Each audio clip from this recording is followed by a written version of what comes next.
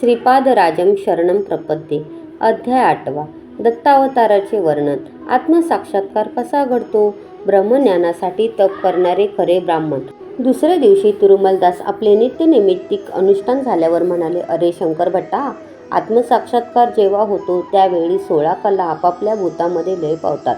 त्या देवता मूलभूत शक्ती असलेल्या चैतन्यात लीन होतात. आत्मज्ञान, कर्म इत्यादी ब्रह्मस्वरूपात लय पावतात. अशा ब्रह्मज्ञानासाठी जे परिश्रम करीत असतो तो खऱ्या अर्थाने ब्राह्मण होत.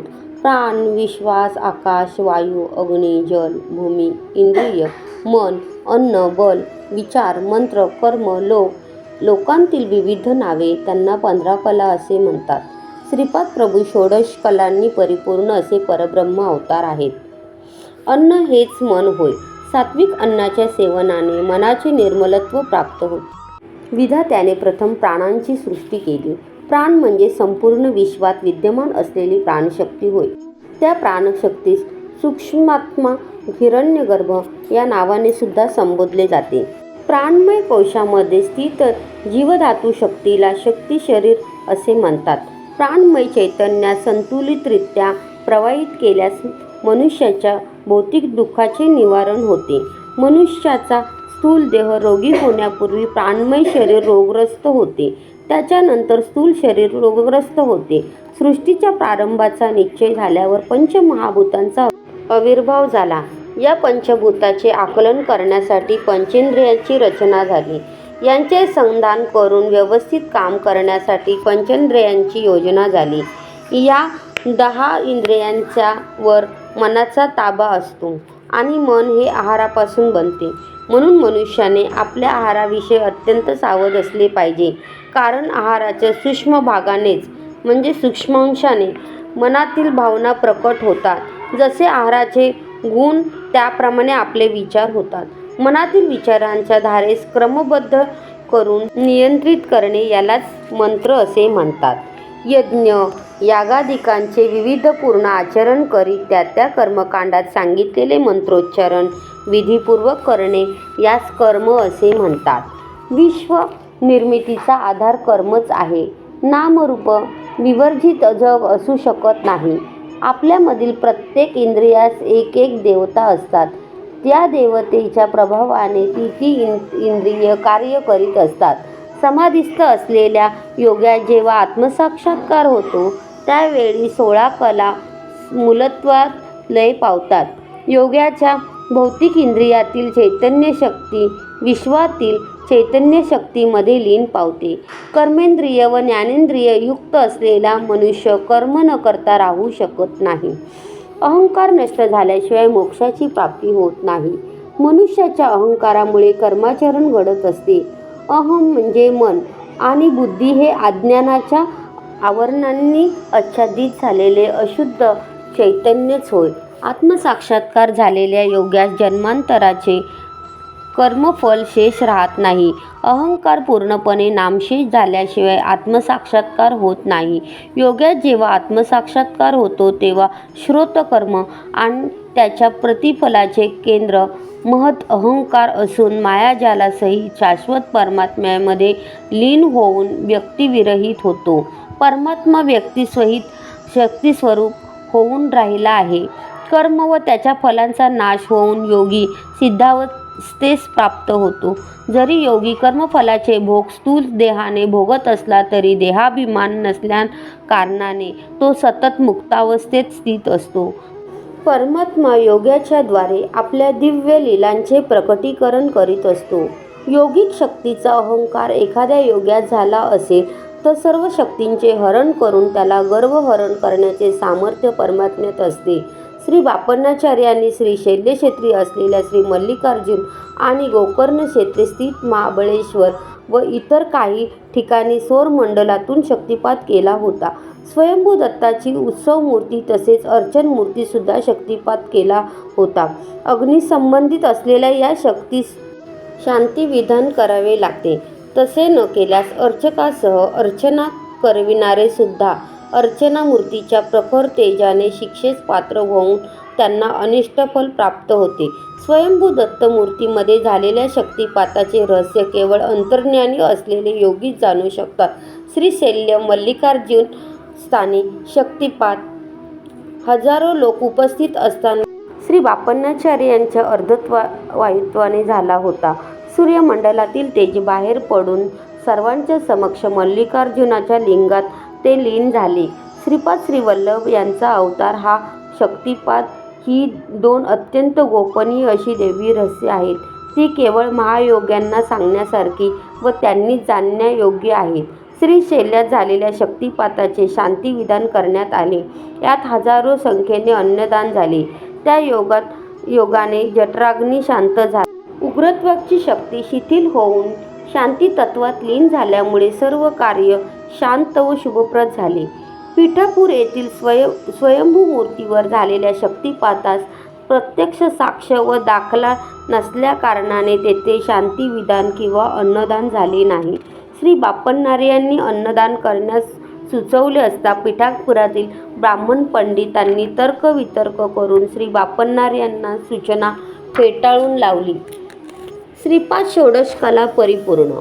काळ आपल्या गतीने चालला होता. श्रीपादांचे वय आता 2 वर्ष झाले. या 2 वर्षाच्या कालावधीत श्रीपादांनी आपण षोडश कलांनी परिपूर्ण असलेल्या अनेक बाललीलांद्वारे दाखवून या युगातील महाअवतार असल्याचे निदर्शनास आणले होते. वयाच्या 16व्या वर्षी श्रीपाद प्रभू पिठापूर सोडले. त्यानंतर ते 14 वर्षापर्यंत कुरवपूर व आणखी काही क्षेत्रात राहिले, परंतु त्यांची शरीरयष्टी 16 वर्षाच्या किशोराप्रमाणेच होती. श्री दत्तात्रयांचे षोडश अवतार. 16 या संख्येस एक वैशिष्ट्य आहे. श्री दत्तात्रयांनी पूर्वयुगात 16 अवतार धारण केले होते. ते असे: 1. योगीराज, 2. अत्रिवरद, 3. दिगंबरावधूत, 4. कालाग्निशमन, 5. योगीजन वल्लभ, 6. लीला विश्वंभर, 7. सिद्धराज, 8. ज्ञानसागर, 9. विश्वंभरावधूत, 10. मायामुक्तवधूत, 11. अधिगुरु, 12. संस्कारहीन शिवस्वरूप, 13. देव, 14. दिगंबर, 15. दत्तावधूत, 16. श्यामकमललोचन. श्री दत्तप्रभू भोग व मोक्षाचे दाते होत. त्यांची आराधना करण्यासाठी केवळ त्यांच्या पादुकांची आराधना केली असता पुरे. चारी वेद श्वान रूपाने त्यांच्या पादुकांजवळ साऱ्या अपवित्रेस पवित्र करीत त्यांच्या चरणकमली पडून असतात. श्री दत्तात्रयांच्या पवित्रतेची कल्पना करण्यास मानव तर काय, देवता व सप्तऋषीसुद्धा असमर्थ होत. युगांतरी जेव्हा वामनावतार झाला तेव्हा त्यांचे समकालीन असलेले श्री वामदेव महर्षींचा सुद्धा जन्म झाला. त्यांच्या जन्माच्या समयी मातेच्या गर्भातून केवळ शीळ बाहेर आले व चारी दिशांचे अवलोकन करून पुन्हा गर्भात निघून गेले. तेव्हा देवता व ऋषीगणांनी प्रार्थना केल्यावर श्री वामदेवांनी पुन्हा जन्म घेतला. ते जन्मत शुद्ध ब्रह्मज्ञानी होते. त्याचप्रमाणे श्रीपादांच्या जन्मसमयी सुद्धा घडले. ते केवळ ज्योतिस्वरूपात होते. याप्रमाणे 2 वेळा जन्म घेतलेले ते आजन्मद्विज होते. ते संपूर्ण अखंड अनंत अद्वैत सच्चिदानंद घन असल्याकारणाने या अवतारात त्यांना गुरु अशी व्यक्ती नव्हती. वास्तवात ते त्रिमूर्तीचे संयुक्त रूप नसून त्रयमूर्तीच्या अतीत असलेले एक विशिष्ट तत्व होते. म्हणून त्या त्रिमूर्तीस अतीत असलेले चतुरत्व असल्याचे सुचवण्यासाठी त्यांनी चतुर्थीस अवतार घेतला. मातेच्या गर्भातून बाहेर येऊन पुन्हा गर्भस्थ झाले असता महायोगी सिद्धपुरुष व देवतांच्या प्रार्थनेस प्रसन्न होऊन पुन्हा जन्मल्यामुळे ते अजन्म ब्रह्मज्ञान संपन्न होते. चित्रा नक्षत्राचा अधिपती अंगारक म्हणजे मंगळ आहे. तो गृहपाप म्हणजे नीच स्थानी असता सकल जीव राशीस अमंगल प्रदान करतो. सकल अमंगळाचे हरण करून शुभमंगलत्व प्रदान करण्यासाठी प्रभूंनी चित्रा नक्षत्रामध्ये जन्म घेतला. चित्रा नक्षत्र असताना श्रीपाद प्रभूंचे पूजन केल्यास विशेष फलप्रद ठरते. श्रीपाद प्रभू साक्षात धर्मशास्त्रे आहेत. ते हरात्मज श्री अय्यप्पा स्वामी असल्याचे सुचवण्यासाठी त्यांनी तूळ राशीमध्ये जन्म घेतला. ते जाणत नाहीत असे धर्मशास्त्रच नाही. धर्मसंकटात सापडलेल्या मनुष्याने त्यांची प्रार्थना केल्यास त्यास धर्म पथप्रदर्शनाचा लाभ होतो. सूर्य हा ग्रहांचा अधिपती आहे. सिंह लग्नामध्ये जन्म घेतल्यामुळे ते सकल विश्वाचे नाथ व दरबार भरवण्यासाठी जन्म घेतलेले जणू काही चक्रवर्तीच आहेत असे सूचित होते. श्री दत्त प्रभूंपासून त्रिमूर्ती आणि त्रिमूर्तींपासून 3 कोटी देव व त्यांच्यापासून 33 कोटी देवता उत्पन्न झाल्या, म्हणून केवळ श्री दत्त नामस्मरणाने सकल देवता स्मरण केल्याचे फल प्राप्त होते.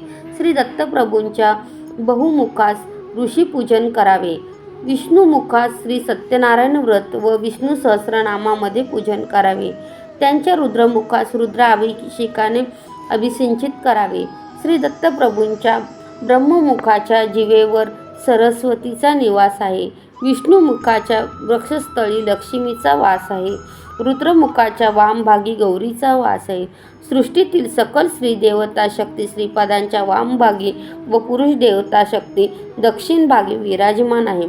तिरुपतीमधील सप्तगिरीवर असलेले श्री व्यंकटेश्वर स्वामी हे साक्षात श्री दत्त प्रभूच.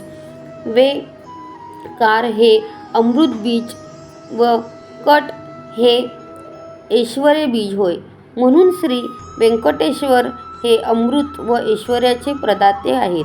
वे म्हणजे पाप व कट म्हणजे खंडन करणारा किंवा हरण करणारा असा अर्थ आहे. श्री व्यंकटेश्वर आणि श्रीपाद श्रीवल्लभ खरे पाहता एकच असून अभिन्न आहेत.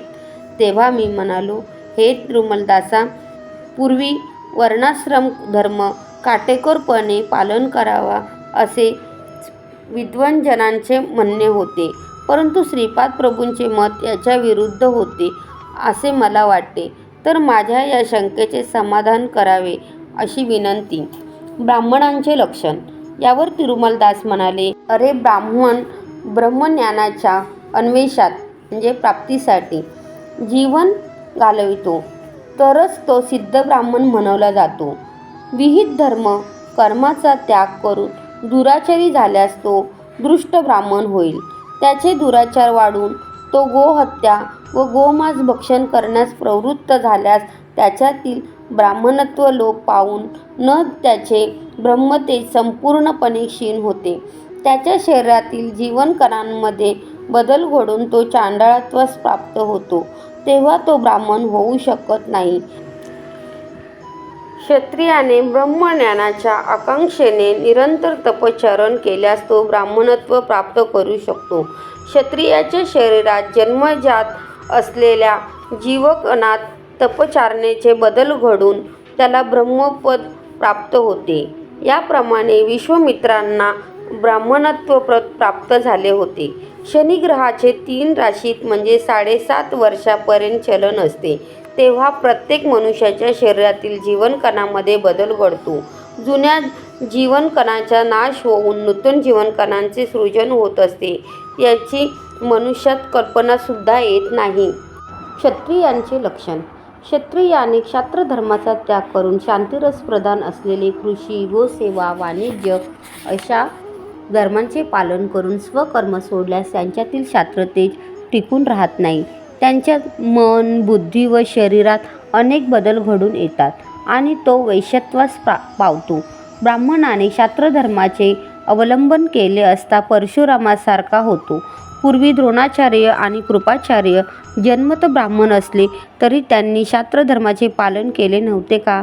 कुसुमश्रेष्ठी वैश्य असला तरी त्याने क्षत्रिय वृत्तीचे अवलंब केले नव्हते का? जन्मत शूद्र असून श्रीपाद प्रभूंनी कृपेने मला ब्राह्मज्ञान प्राप्त झाले नाही का? निरंतर प्रयत्नाने म्हणजे तपश्चर्याने शूद्रसुद्धा वैश्य, क्षत्रिय किंवा ब्राह्मण होऊ शकतो. केवळ एका विशिष्ट वर्णात जन्म झाला म्हणजे यम, धर्म, शिक्षा आचरित आहे किंवा नाही असे नसून आपापल्या शुभकर्माच्या फलावर आपला वर्ण अवलंबून आहे. जन्मत शूद्र असलेला मला पुढचा जन्म ब्राह्मणाचा मिळू शकेल, तसेच जन्मत ब्राह्मण असलेला पुढचा जन्म शूद्राचा सुद्धा मिळू शकतो. सामाजिक कारणासाठी वर्णव्यवस्था करण्यात आली. परमात्म्याचे मुख ब्राह्मणत्व, बाहू क्षत्रियत्व, उरू वैश्यत्व व पाद शूद्रत्वाचे सूचक आहेत, असा श्रीपादांनी एक पर्याय सांगितला. तू माझ्या आतिथ्याचा स्वीकार केलास. माझ्या घरचे भोजन हे ब्राह्मणाच्या घरचेच भोजन होय. कर्मरहस्य. निरंतर श्रीपादांचे नामस्मरण व ध्यान केल्याने येथील परिसरात वातावरण शुभप्रद आणि पवित्र अशा स्पंदनाने भरलेले आहे. जन्मत नरसावधानी ब्राह्मण असले तरी त्यांच्या घरात भौतिक, मानसिक व आध्यात्मिक स्पंदने विषपूरित असल्याकारणाने तेथील वायुमंडल कुलुषित झाले होते. या कारणाने श्रीपाद प्रभूंनी त्यांचा आतिथ्याचा स्वीकार केला नाही. यातील हे रहस्य आहे बरे का? जीव परिणामक्रमाने किंवा विपरिणामक्रमाने कर्मसूत्राच्या अनुसार जन्म घेण्यास वर्ण आवश्यक आहे, नाही का? यासाठी वर्णाश्रमाची योजना झाली. जॉन हा जर्मन देशाचा रहिवासी असून सुद्धा त्याला ब्रह्मज्ञानाची अत्यंत जिज्ञासा लागली होती. परिणामक्रमाच्या शेवटच्या अवस्थेत त्याला पुरेपूर श्रीपाद प्रभूंचे दर्शन झाले व अमोघ अशा अनुग्रहाची प्राप्ती झाली. नरसावधानींनी पिटिकापूरमध्ये असून सुद्धा श्रीपाद व श्री दत्तात्रेयांचे अवतार आहेत हे जाणण्यास त्यांना कित्येक वर्षे लागली. हे जाणल्यानंतर सुद्धा साधनाक्रमाशिवाय ती श्री दत्तांच्या अनुग्रहास प्राप्त होणे अशक्य होय. यावर मी म्हणालो, स्वामी, आपले म्हणणे असे आहे की प्रत्येक जीवकणांमध्ये बदल घडत असतो, तर प्रत्येक जातीस एक आत्मा आहे काय? पार्वती देवी ही हिमपर्वताची कन्या असे म्हणतात. असे म्हणण्याचे कारण काय? यावर तिरुमलदास म्हणाले, प्रत्येक जातीस एक आत्मा असतो. तो शक्ती स्वरूपात असतो. ती शक्ती दिव्यात्मा असलेल्या श्री दत्तप्रभूंच्या मधून बाहेर आलेली आहे. सदैव या शक्तीचा संबंध परमात्म्याशी असल्याकारणाने ती महाशक्ती होय. जात या शब्दाचा अर्थ तू जो समजतोस तसा नाही. जिवंत व्यक्तीमध्ये जसे चैतन्यवंत असे जीवकण असतात असा आहे. त्याचप्रमाणे सामूहिक सांघिक व्यक्तिमत्वामध्ये असलेल्या प्रत्येक व्यक्तीचे शक्ती सामर्थ्य गुणागुण अंतर्लीन होऊन असतात. तसेच प्रत्येक गावास, प्रत्येक शहरास, प्रत्येक राष्ट्रास एक आत्मा असतो. आपण राहतो त्या भूमीत सुद्धा आत्मा आहे. भूमीची जी अधिष्ठान देवता तीस आपण भूमाता असे म्हणतो. तिच्यातील आत्म्याचे परमात्म्याचे अंश असल्याकारणाने ती मानसिक संबंध असलेली महाशक्ती आहे. तसेच हिमपर्वताच्या ठायी अधिष्ठित असलेल्या देवता शक्तीस हिमवंत असे संबोधित करतो. त्या हिमवंताची पुत्री हेमवती होय. सर्व साक्षी सूर्य भगवानाचे पुत्र यम धर्म असे मानल्यास जीवराशीच्या शुभाशुभ कर्मानुसार न्याय करून पाप्यांना शिक्षा देणारी देवता शक्ती आहे असा अर्थ होतो. जगातील सारे प्राणी मात्र आपापले कार्य करण्यासाठी सूर्यापासून ऊर्जा प्राप्त करतात. आकाशात विराजमान असलेल्या सूर्यबिंब वेगळे व त्याच्यात अधिष्ठित असलेले देवता स्वरूप देवात्मा वेगळे. श्रीपाद वल्लभ वयाच्या 3ऱ्या वर्षी गुप्त होतील असे मी तुला सांगितले होते. ते अनंत कोटी ब्रह्मांडात असलेल्या अणुरेणूमध्ये विलीन होतील. ते सर्वांतर्यामी आहेत ना? पुन्हा विलीन होणे म्हणजे काय असा प्रश्न तू विचारू शकतोस. ते सर्वांतर्यामी असले तरी त्यांच्या शक्तीच्या प्रभावापासून थोड्या अंतरावर कोट्यावधी ब्रह्मांडे आहेत. त्या ब्रह्मांडातील परिभ्रमणाचे व्यवस्थीकरण करण्याच्या उद्देशाने त्यांच्या शक्ती प्रभावाने त्या ब्रह्मांडास आपल्या जवळ आकर्षित करतात. संपूर्ण सृष्टीत परिणाम देशेत एखादी विपत्कारी स्थिती उत्पन्न झाली असता श्री दत्तात्रेयांचा अवतार होतो. चुंबक लोहाचे आकर्षण करते, परंतु लोहावर मालिन्य असल्यास चुंबकाचे आकर्षण करण्याची शक्ती अत्यंत बलहीन होते. मालिनत्व नाहीसे करून सृष्टीतील प्रत्येक अणूचे आकर्षण करून विश्वपरिणामास नूतन दिशा देण्याचा संकल्प जेव्हा होतो त्यावेळेस मात्र असे अवतार होतात. अहिल्यादेवीची 5 नावाचे विवरण. तेव्हा मी म्हणालो, स्वामी, अहिल्या, द्रौपदी, सीता, तारा, मंदोदरी पंचकनामे स्मरे नित्यम महापातकनाशनम असे म्हणतात.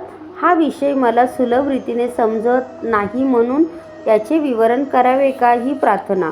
तिरुमलदास यावर म्हणाले, अहिल्यावर इंद्र मोहित झाला होता व तिला प्राप्त करण्यासाठी त्याने मायेचा उपयोग केला. कुक्कुट रूप धारण करून त्याने बांग दिली.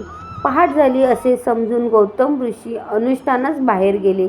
पतिव्रता असल्याकारणाने इंद्र अहिल्यास स्पर्श करू शकत नव्हता. इंद्र देवता देवशक्ती संपन्न असल्याकारणाने त्याने मायेची अहिल्या उत्पन्न करून त्या मायेचा अहिल्याशी समागम केला. माया अहिल्याच्या शरीरातील जीवाणू इंद्राचे तीव्र अशा इच्छेमुळे उत्पन्न झाली होती.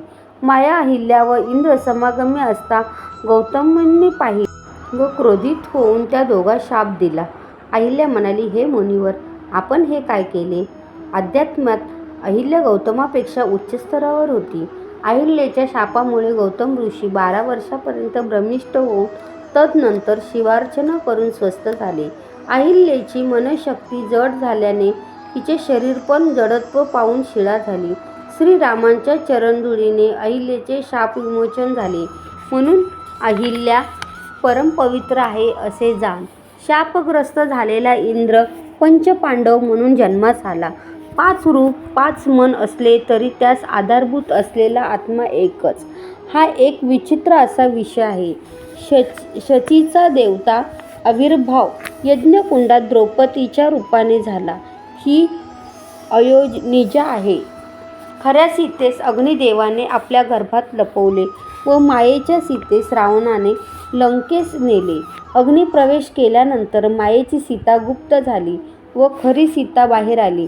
म्हणून सीता महापतिव्रता आहे असे जाण. भूचक्रात 12 राशींमध्ये 27 नक्षत्र आहेत. या 27 नक्षत्रांची जी अधिष्ठान देवता आहे तिचा जन्म तारादेवी म्हणून झाला. ती भर यवनात असताना गुरुग्रहाचे अधिष्ठात्र देवता असलेले बृहस्पती मोहित झाले व तिच्याशी विवाह केला. वृद्ध पती यवनवतीस तृप्त करू शकत नाही हा विषय धर्माविरुद्ध आहे.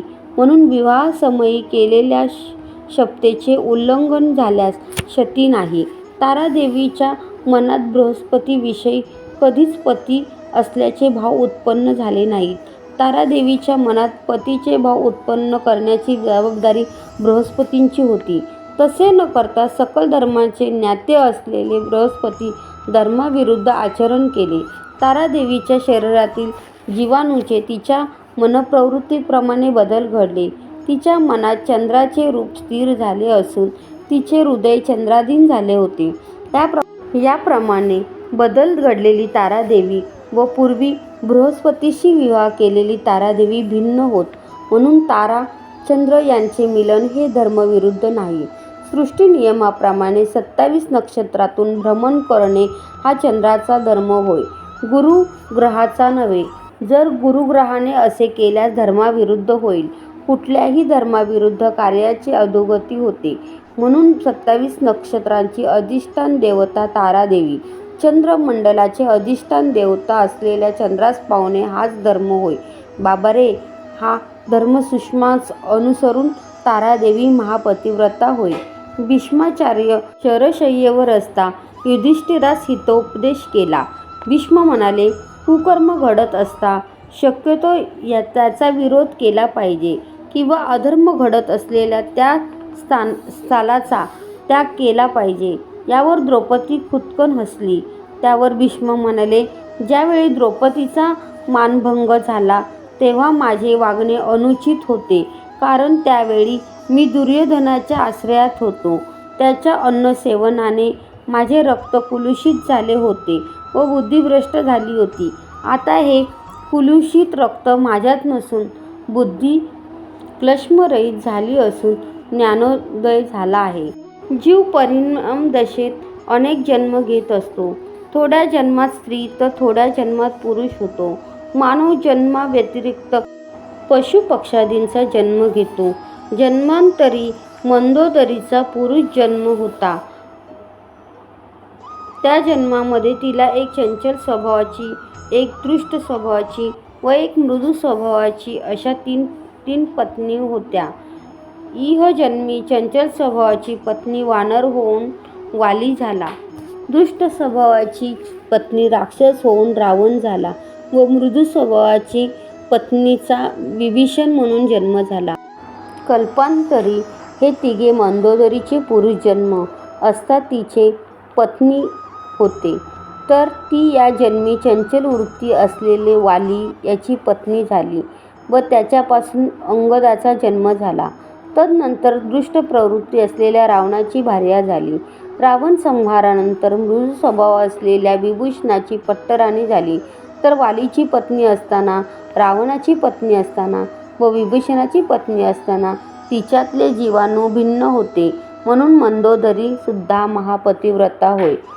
तेव्हा मी म्हणालो, स्वामी, स्त्रीच एक पती किंवा पुरुष एक पत्नीत्व असलेला पाहिजे असे म्हणतात, तर बहुभार्या किंवा बहुत्व निंदनीय आहे का? कर्मचक्राचा परिणाम. तिरुमलदास म्हणाले, तुझे म्हणणे खरे आहे. एखाद्या पुरुषाने विनाकारण पत्नीस त्रास दिला तर सप्तजन्मपर्यंत बालविधूर होतो असे सांगितले जाते. एखादा पुरुष 4-5 स्त्रियांशी विवाह केल्याने पुढील जन्मी हा पुरुष स्त्रीजन्म घेतो व त्या 4-5 स्त्रिया त्याची कामवासना व संस्कारक्षीण झाल्याने पुरुष जन्म घेऊन त्या स्त्रीचा उपभोग घेतात. एका जन्मी असे झाल्यास व्यभिचार दोष घडतो. जर विविध जन्मी घेऊन प्रत्येक जन्मी एकाशी विवाह केल्याने दोष नाही. हा कालचक्राचा प्रभाव आहे. असल्या कित्येक आश्चर्यकारक घटना या महाचक्रात घडत असतात. स्त्री जन्म घेतल्यास त्या जन्मासंबंधी धर्माचे आचरण केले पाहिजे. पुरुष जन्म घेतल्यास त्या जन्मासंबंधी धर्माचे आचरण केले पाहिजे. पती पत्नीमध्ये कलह उत्पन्न करणाऱ्या व्यक्तीचा पुढचा जन्म स्त्री अथवा पुरुष न होता नपुंसक होतो व संसार सुखास वंचित होऊन दुःखी होतो. मांसाहार निषिद्ध आहे. समजा एखादी व्यक्ती एका शेळीचा वध करून 4 चौघांबरोबर मांसाहार करते. त्या शेळीस प्राणोत्क्रम समयी अत्यंत पीडा होते. तिचे पीडित स्पंदन वायुमंडलात वावरत असतात. बाबा रे, वायुमंडलात पीडामय व आनंदमय स्पंदने असतात. सत्कर्मामुळे आनंदमय स्पंदने व दुष्कर्मामुळे पीडामय स्पंदने उत्पन्न होतात. मृत शेळीने मारून खाल्ल्याने 4 चौघा मानवांचा सूड घ्यावा अशा इच्छेने प्राणत्याग झाल्या कारणाने मानव जन्म घेते व मांस भक्षण केलेल्या मानवाचा शेळीचा जन्म होतो. म्हणून मानवाने क्षमागुणाचे अवलंबन केले पाहिजे. सात्विक व्यक्ती शेळीस पाहिल्यावरही तिचे मांस भक्षण करू इच्छित नाही. जरी ती शेळी पूर्वजन्मी मारलेल्या मनुष्यास क्षमा करेल तर त्या शेळीस प्राणदान केल्याचे पुण्य लाभून तिचे कर्मचक्र थांबते. पिठिकापुराच्या रहिवाशांचे सामूहिक पुण्य व सामूहिक पाप एका वेळेस फलित झाल्याने श्रीपाद श्रीवल्लभांच्या जन्मास कारणीभूत झाले. पुण्यवान लोकांनी श्रीपाद श्री दत्तप्रभू असल्याचे जाणवले व अधिक पुण्यफल प्राप्त करते झाले. तर पापी जन श्रीपाद श्री दत्त असल्याचे नाकारून अधिक पापाचे भागीदार होते झाले.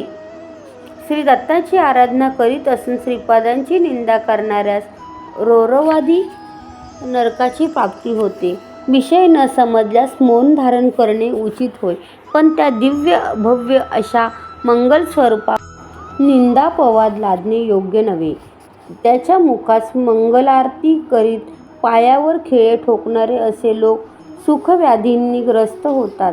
एवढेच नव्हे, श्री दत्तात्रय आपल्या अनुग्रहाने एका विचित्र अशा योगशक्तीचा समावेश केला. पुण्यवान जनांचे केवळ नामस्मरणाने विनासायास सर्व मनोरथ पूर्ण होत, तर पापी जन श्रीपादांची निंदा केल्याने त्यांच्यावर नाना प्रकारची विघ्ने व अरिष्टे कोसळत. श्रीपादांचे अग्निस्वरूप आहे. त्यांनी धारण केलेले अग्निवस्त्र होय, ते पवित्र योगाग्नी स्वरूपात असून त्यांच्या पादुका महिमा वर्णन करण्यास युगेही कमी पडतील. वेद उपनिषद सुद्धा त्यांच्या पादुकांचे वर्णन करण्यास असमर्थ आहेत. किती युग झाले, किती कल्प लोटले, किती वेळा सृष्टी स्थिती लय क्रम पूर्ण झाले, पण श्री दत्त ते श्री दत्तच. ते अद्वितीय असून साक्षात श्रीपाद श्रीवल्लभ आहे. सृष्टीतील प्रत्येक अणू या परम सत्याचा साक्षीदार आहे. स्वयंभू दत्ताची पुनःप्रतिष्ठापना. श्री पिठिकापुरास एका अवधूताचे आगमन झाले. ते उन्मत्त अवस्थेत असलेल्या सिद्ध पुरुष होते. त्यांचे वागणे अति विचित्र होते. कोणास आशीर्वाद द्यायचा असेल तर शिवीगाळ करीत असत.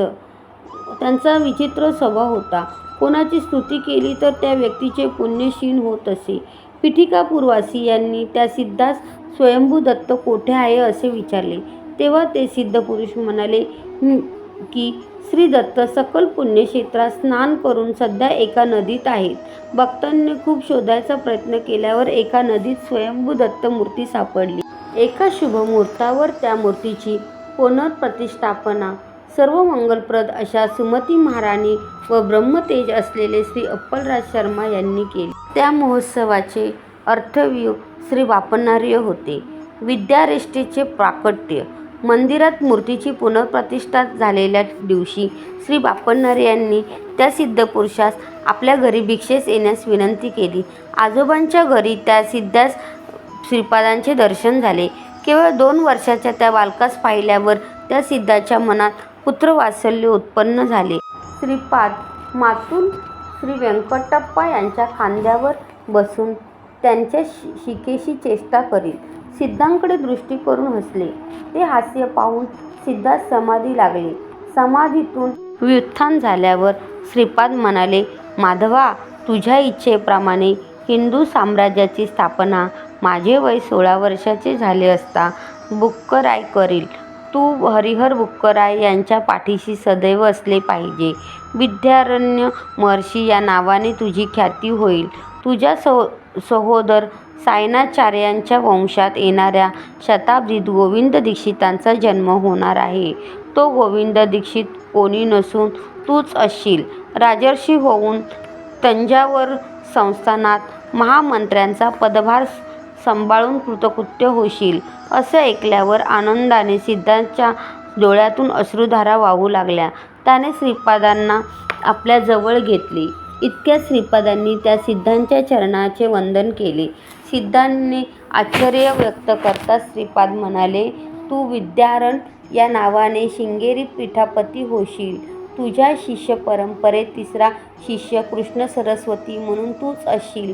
तुझ्या मनात माझ्याविषयी पुत्रभाव उत्पन्न झाला कारणाने माझ्या पुढील नृसिंह सरस्वती या नावाने अवतारात काशी क्षेत्री कृष्ण सरस्वती होऊन तू मला संन्यास दीक्षा देशील.